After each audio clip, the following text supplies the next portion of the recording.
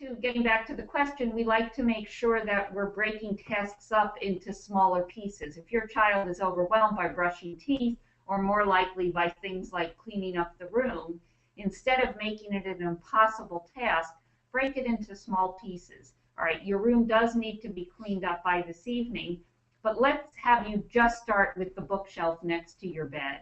Or let's just have you hang up these 4 items of clothing that are on the floor. So you're making it manageable, and probably a child is more willing to do that. If they're still insisting on doing it their own way or not doing it at all, then you may need to give them some time to just collect themselves. All right, I'll just sit here and wait quietly until you're ready. And then if you need a little bit of help with the hanging up, I can help you. So you're leading into these big steps in a smaller way. You're offering your help. And obviously, the older your child gets, you want to pull back from providing too much help. It may just be something as simple as showing them how to hang a sweatshirt on a hanger. Now you try the next one, you might say to them. And you slowly increase the independence you are expecting your child to show. We don't like to really think, in the education field, we don't like to think of children as lazy. Generally, we find that kids do want to please. They do want to be able to do things that adults can be impressed with, and they feel proud themselves. So more often than not, what we initially think of as lazy is the sign of either insecurity, I don't think I can do this, or being overwhelmed. So whatever you can do to help your child really cope with something that seems to be too upsetting, then that's really helpful. Another thing is we need to avoid, as parents, asking them to do lots of things when they're tired. And that's often why night kind of things become big deals. Taking out your clothes for the next day might be nothing in the morning, but might be overwhelming in the evening. So kind of learn your own child's cycle. And if your child is an early riser, but a grouchy evening person, you may say, well, I'm going to get you up 5 minutes earlier in the morning so you can pick out your clothes and avoid the evening scene. So try some of these things and see if you can lessen the difficulties, but be very consistent in expecting your child to do what you say. I just have one thing to add to what Judy said. A question here. Yeah.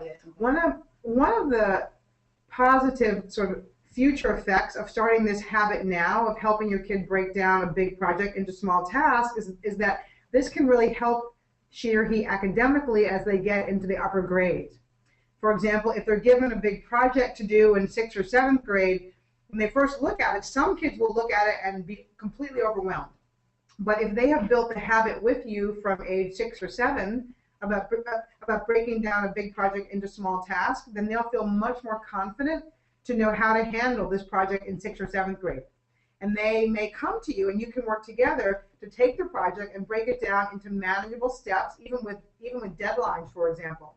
So this habit that you're starting with toothbrushing at age 6 or 7 will actually pay off in the future as well, to help your kid be a much more organized student who's not so overwhelmed by large projects.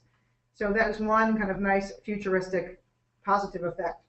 And one thing I did forget to mention, which I think is really good training for being able to do what you're asked to do and learning how to manage it on a regular basis, is that I do believe that even young children should be assigned a certain number of chores. With younger children, perhaps 1 chore a week is enough. As your kids get older, they can do more and more to help around the home. But knowing that they have a responsibility, it's fine to remind them either visually or orally, but knowing that a child has something that he or she is expected to do shows that you do respect him, you think he's part of the family, you think that he should contribute or she should contribute. So think about that. If your child from 7 to 12 has not had any chores to do in the past, you might want to consider doing that. Just don't tell them I said so. Okay. So the next question has several parts to it. So the first part of this question is that this child has a fear of being alone in a room sometimes, and this was kicked off by a movie that scared her about a year ago, and sometimes she also hesitates going to the bathroom alone. And one thing to think about is at this age, sometimes kids are much more exposed to more kind of adult-like media. Mhm. So, for example, movies out there that are rated okay for a 7 or 8-year-old may or may not be, and they may go see it and really enjoy it, but also be scared by part of it. So I think it's really important to honor that something that they see in a movie that may not seem scary to us could actually be very, very frightening to them. So it's very important to just respect exactly where they are. So one thing you can do with a child who's fearful of being alone in a room or going into a bathroom alone is first just talk about it. What are you scared could actually happen when you're in there? What are you scared of? And of course, reminding them that what they see in a movie, for example, is not real. Now, it takes them a while to digest this, or they may not be there yet. That still might take some years. But it's still important for them to hear from you that what they see in a movie is made up. It's not real. They won't find it in a bathroom or a bedroom. But really just listening to the child, what are you scared of? What do you think is going to happen?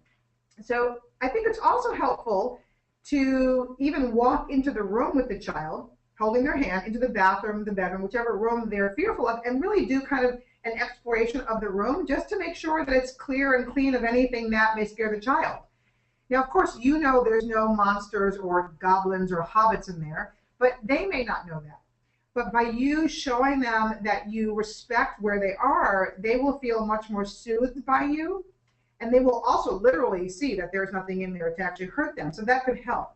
In terms of bathrooms, you may, for a while, several months, maybe even a couple of years, you may need to wait outside the bathroom door for your child. Now, I wouldn't go into the bathroom with them necessarily because that may just perpetuate their anxiety. But if you let them know you can go to the bathroom by yourself, we've checked it out, there's nothing in here, but I'm waiting just outside the door, you're still giving them some independence and kind of pushing them a little bit, but you're still respecting that they are fearful by waiting right outside the door. So I think that can be very helpful. There's also lots of picture books from the library or bookstores about kids' fears, and I'm also kind of happy to send some resources to the parents on this webinar now if you're interested in that. Judy may have something to add. Do you have anything to add? No, I think your suggestions are